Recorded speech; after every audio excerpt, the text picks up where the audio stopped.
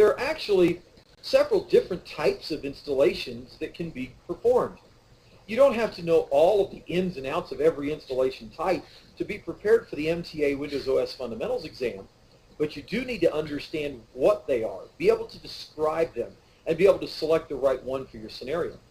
First of all, you can install from removable media. This is certainly the most common method of installation that we perform.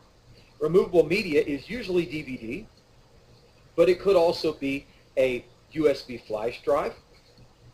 And in some rare situations where you're using the starter edition, it could even be a CD-ROM drive.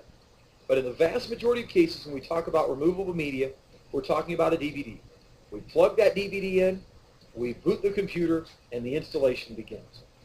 But using the removable media, we can also work with other special technologies like light touch installations and zero touch installations. A light touch installation simply means that I, as the support professional, need to be there to babysit that installation, you might say. In other words, there are certain questions I'll need to answer, like maybe the name of the computer, maybe the name of the user, these types of things. But most of the installation questions are answered automatically. That's considered a light touch installation.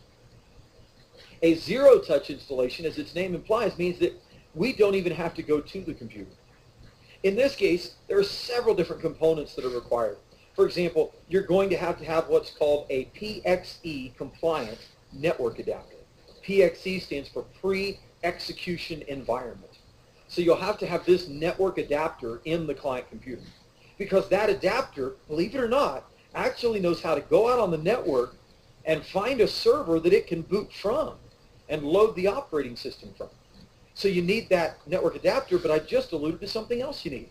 You need that server that it can go out and find on the network. In a Windows environment, this is called a Windows installer server. And so it's running the Windows installation services. With zero-touch installation, the beauty of it is that you tell the user, turn on your computer, go to lunch. They come back an hour, hour and a half later, and they have a computer that's fully loaded and ready for them to run. You didn't have to touch anything. And then finally, we have network-based installations. Network-based installations are those that install from the network to the client computer.